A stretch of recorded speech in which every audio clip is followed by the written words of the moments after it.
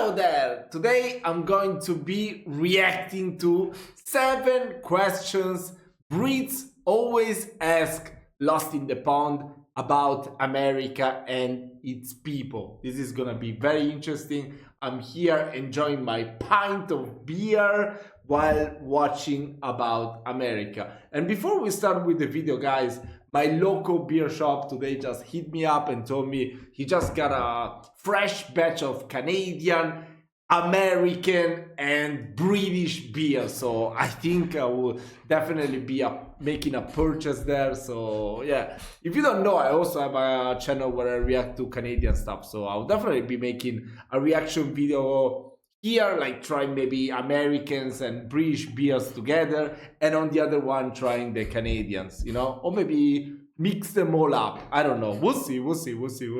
But that's gonna be really interesting. And those are all good beers, so don't worry about it. I'm not gonna be like, oh my god, this tastes like shit. No. The guy only imports the good stuff. So yeah, American craft beers, I've heard so much good stuff about it. So yeah, I'm really excited for it. So yeah, without any further ado, I've been talking about something that doesn't have anything to do with this video. Let's learn something about the US and Hello, Europe. I'm Lawrence and I'm on a quest to uncover all of the memos that Britain and America lost in... Am I drunk or this is too on the side? It's about to fall. the pond, and one of those memos pertains to questions. Specifically, questions that British people ask me about the United States and its people. I'm Lawrence Brown, and this video is sponsored by Squarespace. If you've been paying attention, you may remember that last week I did the exact reverse of this video, when I looked at 7 questions that Americans always ask me about Britain and its people. And as somebody who's lived in the I want to watch that one as United well. States now for ages, I do indeed get a lot of questions from people back home, such as, "Ooh, Lawrence, do you think you'll ever develop an American accent?" Or, "Why is Arkansas pronounced Arkansas, not Arkansas?" I did a YouTube short about it already. Oh. So I'm drawing on all of my expertise of living in the United States to answer questions like these today, so that maybe all of the British friends and family members that are Wait, let me hear once more the pronunciation. Or, "Why is Arkansas pronounced Arkansas, not Arkansas?" I did a Arkansas or Arkansas. Fun fact, in Italy we call it Arkansas, so it's not like any of those two pronunciations, totally different. YouTube short about it already. And so I'm drawing on all of my expertise of living in the United States to answer questions like these today, so that maybe all of the British friends and family members that are asking these questions finally shut the f*** up. That said, I really like people, and since we're on our way to 1 million subscribers, if you're not yet one of them, really? do that now! Oh, In the meantime, here are that's 7 still of a the long most way. common questions that I get asked by British people about America and Americans. Why do Americans call their sport football? Okay. Actually, fun fact, I don't know, I might have said it already in another video, but during fascism in Italy, they really didn't want to, they want everything really to be Italian, so they translated football into calcio. That means like kick, like in kicking the ball. So yeah, that's stick. We got rid of fascism, but we didn't get rid of that, so we still call it calcio, football. And I got my Juventus hat, my Juventus shirt, so yeah, I do like football. European football, as we can call it, right? I guess we can make the distinction, European football and American football, but it's not just Europe. I don't know. I'm okay with soccer. I don't mind it. Number 1, why do Americans call their sport football when they don't use their feet? Well, firstly, that's not entirely true. I mean, I think we've all seen it where With a the player kicks. takes the ball, puts it down, kicks it in slow motion. That might just be in the movies, and everybody goes crazy. So it must be an important part of the sport. But secondly, I did some Googling and I found out that it's called football because of the sports from which it's derived. See, back in the 19th century, Britain was developing a series of ball games. One of them famously was soccer, or to give it its full name, association football. And this was called association football because they had to... Actually, yeah, the real question should be, why is it called soccer? Doesn't have anything to do with feet or hands or whatever. Sock. Maybe you have to hit the ball above your feet on with your socks. I don't know. to differentiate it from something else called rugby football. Rugby football did indeed go by the name of rugby football, and in fact sometimes does to this day, despite the fact that they too don't use their feet unless they're kicking it over a giant H or down the field, or maybe some other ways. And American-style football basically took its cues from rugby football, and the name stuck. Okay. I know tonight I cannot sleep if I don't find my answer, you know. Why is it called soccer? Origin, shortening of ASOS plus R. That's bullshit. What the hell is this explanation? What is associated R? Denoting a person that didn't perform a specified action or activity. That must be the worst explanation or the worst name for anything. What? Association R. That's the worst name ever for a sport. Soccer associate. Okay. Okay, now I get why people is mad when you call it soccer. That's, oh my god, that's really bad. Okay, why is American bread so sweet? I don't know, I never tried American bread, so I wouldn't know. Alright, this question I get a lot. Why is American bread so sweet? And we have to make a bit of a distinction here, because the bread that we're talking about is the kind of store-bought bread that you get in supermarkets that are used for sandwiches. And it's true, one of my earliest experiences in this country was raiding my mother-in-law's bread bin when I was hungry late at night. And I was really excited because, as everybody knows, there's nothing better than bread and butter at midnight.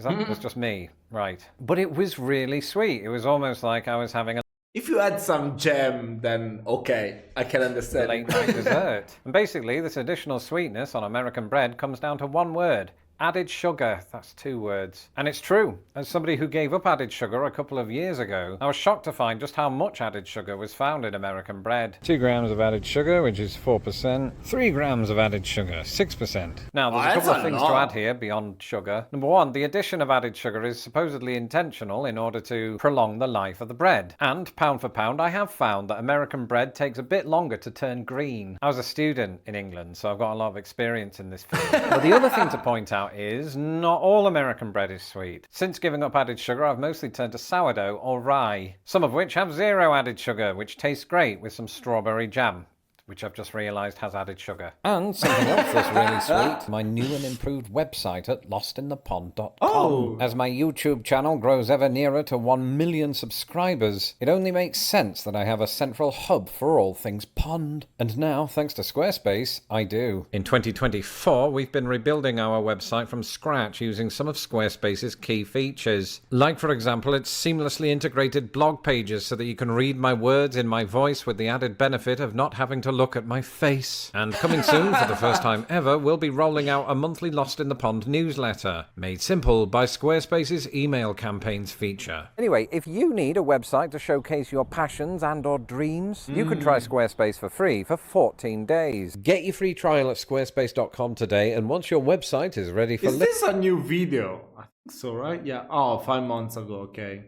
Yeah, many people is sponsoring Squarespace. I should ask them, I should hit them up and say, hey, do you want to sponsor my videos? off, go to squarespace.com/lostinthepond and you'll save 10% on your first website or domain purchase. The link is in my description below. Are you scared of Number all 3, the guns? are you scared of all the guns? And I would say not all of them. I used to love the Super Soaker 5000. And in fact, it's a weird one, this, because while guns are definitely used to kill more people in America than they are in Britain, I don't particularly live in fear of them because, number 1, I'm an optimist. Some would say a blind optimist. And number 2, so long as you stay in the right part of town and or don't become a member of a gang, there's a good chance that you can go 16 years living in America without seeing gun violence firsthand. Now, that's not to say, of course, that America hasn't had many well-documented mass shooting events. And these, of course, horrific as they are, paint a picture that there are shootings on every corner of every city at every second of every day. I don't want you to come here with that false impression, because otherwise you won't ever leave your hotel. And I can hear my Uncle Toby right now, but Lawrence, there are 30,000 gun-related deaths in America every year. And that is a big number, but you have to keep in mind that, unfortunately, over half of those are suicides. But even though this is a very serious subject, I wanted to answer it because while there clearly are people in Why isn't there a distinction from suicide and homicide? this country who will pick up a gun and do the unthinkable, Your chances of dying in this way during a given year, never mind a 2-week visit, are approximately 1 in 32,000. So don't worry too much and just be vigilant. Okay, can we get back to the comedy stuff now? Thanks. You know the next the Queen. question. Oh, get this all the time. Do Americans think you know the Queen? No, because she's dead. But also, despite this being a kind of stereotype of Americans, I've received this question, or a question along these lines, precisely once. I was in a training class back when I worked in a call centre, and in those call centre training classes, you get a big mishmash of many different types of people. And I was put with this one fellow who was weirdly obsessed with my accent, who kept bombarding me with questions, one of which was, why do you call soccer football? Happens in reverse. And his question was something along the lines of, did you used to live near the Queen? And even though I don't think he meant it in this way, I suppose relatively speaking I did, because I lived in London. She lived in London. We were like buddies. But I got the sense that he meant, did you live in the same apartment complex? And the thought of the Queen paying rent is quite laughable because she's dead. Why is it called the World Series when only Americans play? And once again, that is It's not wrong. It's not wrong. It's not wrong. Okay, it's not wrong when you think about it. I mean, I only know the World Series of Poker, the one they play in Las Vegas. That the buy-in is way too expensive for me to afford it. But I know he's referring to the NFL, right? The World Series. completely and utterly a little bit false because it's not just American teams. Oh no, it's not the NFL. Oh my god, that's baseball. Know anything about baseball? I mean, I've read the Hemingway book, but I don't know anything about it. There's a Canadian one as well. And secondly, I need to dispel a myth. For the longest time, it was believed that the baseball competition's name came from the fact that they were sponsored by the New York World Telegram newspaper. The assertion being that they took the that word makes world, sense. try saying that after 4 whiskeys, and named it that with utterly no pretension of being a Wait.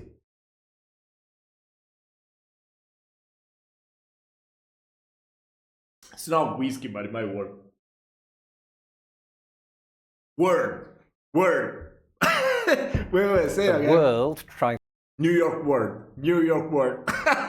Okay, it worked. It works. saying that after 4 whiskeys, and named it that with utterly no pretension of being a global competition. But that theory has since been debunked. Instead, the real origin of the name is this. In 1903, the owner of the Pittsburgh Pirates challenged his counterpart at the Boston Red Sox to what he dubbed a World Championship Series, because at the time, the Pirates were the best team in the National League, and the Red Sox were the best team in the American League. And why the National League and the American League don't mean the same thing, I'll never know. But it seems like he used it ironically and it sort of just stuck and then evolved into the World Series. There is, of course, a baseball competition that does include different countries, and that is the World Baseball Classic, which is sort of like a dime store version of the FIFA World Cup, but with baseball.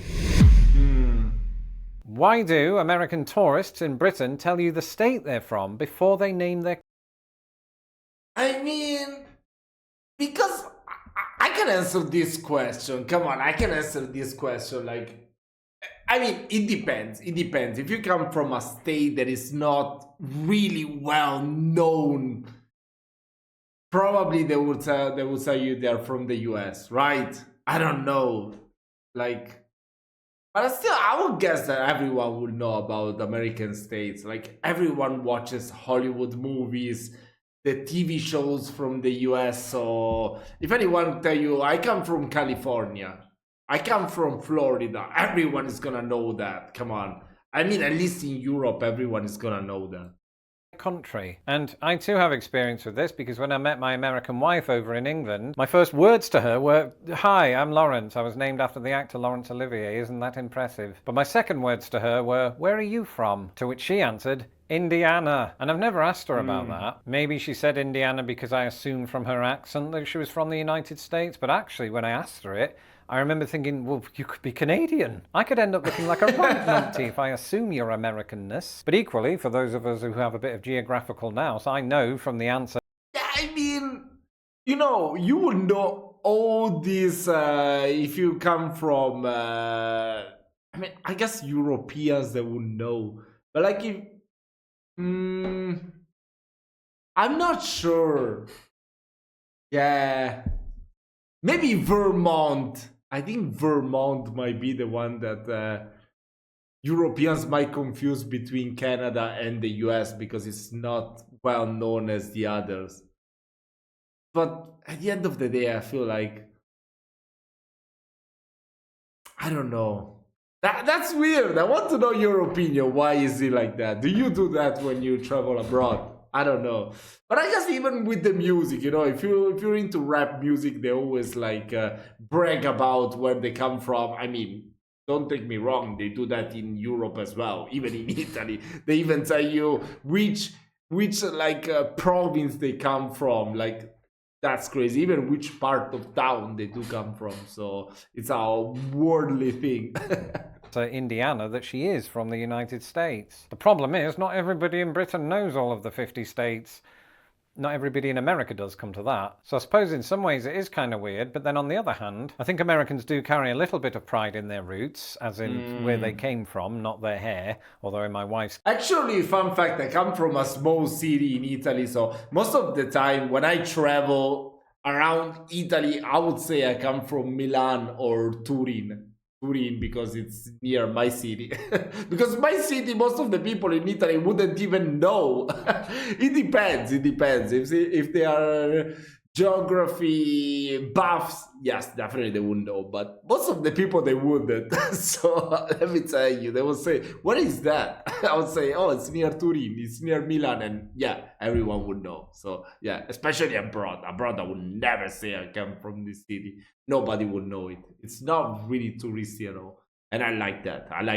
I really like that my city is not touristy. It's very quiet, very, very relaxed type of life, in the northern Alps of Italy. Case, both. And so maybe it's a manifestation of that. It's sort of like when Americans go around wearing their college jumpers / sweaters, because I think it might be to Americans a status symbol. I've no idea actually why they do that. Sorry, I've just made most of that up. Let me know in the comments why you do it, if you do. Actually, there's a decent chance that you don't. Because No, wait. I want to see the comments. Okay. I knew it. For some obscure reason, I knew that I would be the first comment explaining it. Because many Americans are used to interacting with other Americans, and Americans tell each other we're from the US. Weird if nearly everyone you meet is also from the US. Okay. That's interesting. Yeah, it makes sense. I mean, America is so huge, so yeah. This. Why don't many Americans own passports? Well, as I said in a video that I did all about this a few years ago, the answer is multifaceted. Firstly, while only 42% of Americans own a passport compared to 86% of Brits...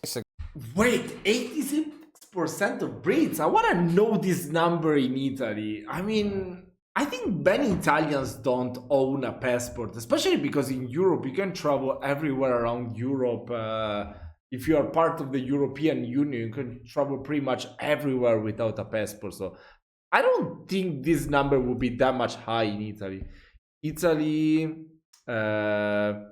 percentage of people owning a passport. Go that way. Around 91% of residents. Oh, fuck off. Singapore and Sweden. Okay, but yeah, that doesn't really. Oh my god, ChatGPT is not working properly now, so I don't know. Yeah, I'm gonna be researching that another time. That's for the best. Let's continue. Significantly more Americans these days do own a passport than they did 30 years ago, which was approximately when I first started hearing about this stereotype. And secondly, there's this perception that America is so huge and packed with variety that you could just do all of your traveling here. And while that isn't necessarily an idea that I subscribe to, it is one that many Americans do. And because arguably way more Americans than Brits have family members and friends that live 1,000 miles away in the same country, sometimes in order to see them that necessitates. And I mean, not everyone owns that much money, because I think that whenever you decide to travel from the US to Europe, Asia, Australia, wherever you want to go, I mean, that's gonna be that's gonna be taking a substantial amount of money to do that, right? I don't think that's cheap at all. I can't see the same rates as we get in Europe traveling. Like, I don't know. I still remember like about 15 years ago, something like that, when I was like 20, 22, whatever. And my friend used to stay in Canary Island. That's part of Spain, like on the west coast of Spain, near Morocco, near Africa. And I would go to visit him all the time, sometimes even stay at his house for months. It was like 5 hours of plane, the flight, and sometimes it would cost me like 30 euro. Like 30 euro, a fair 30 euro. I mean, euro is about the same amount as dollars. So can you imagine? That's crazy. And whenever you want to travel around Europe, the flights are always cheap. Lately, they're not as much. Ryanair used to be really good. They wouldn't charge you for your carry-on bag. Now they do. So yeah, back in the days was so much better. But I mean, I can understand that probably international flights will be at least $700 to $800. So yeah, that's not for everyone, for sure. So I understand why people would just stay in the US. I mean, I don't go to the US for that same reason. I just stay around Europe for the same reason. If I had more money, definitely I would be traveling all the time to the US. Las Vegas, baby. It's that they take a holiday within the country, but it's not cheap. You know, domestic flights can get up to $1,000. And so that would be one of the other reasons that a lot of Americans don't travel internationally, is they simply can't afford it. And I know what you're thinking. Yeah, Lawrence. But isn't it also down to a lack of curiosity on the part of Americans? And I think it would be hard to argue that there isn't an element of that. But that just comes down to what they're exposed to. If you compare the news cycles of both Britain and America, the BBC reports on countries from all over the world, even countries that don't have oil. How mad is that? Whereas when America provides international reports, it's usually on countries that they have a vested interest in due to their foreign policy. So I think America just isn't exposed to other countries as much. And this is heightened, of course, by the fact that they are bordered only by Mexico and Canada. If you go over to Britain, we're bordered by the sea, but then the rest of Europe with all of the countries that come with that. Now, that's not to say that no Americans travel abroad, otherwise I wouldn't have met my wife and or moved to the United States and started this very channel. So I'm glad she did. Yes. Well, if I've learned anything today, it's that on YouTube you can talk about guns and bread in the same video. But I've also learned that I didn't share housing facilities with the Queen. Let me know in the comments what you've learned today. And if you've not had a chance to watch the first part in this series, 7 questions that Americans always ask me about Brits and British people, you'll watch that video next. In the meantime... Shall we check that video out? Have you watched it? Do you recommend it to me? Wait, I made a mistake. Oh, wait. Forgot how to make videos.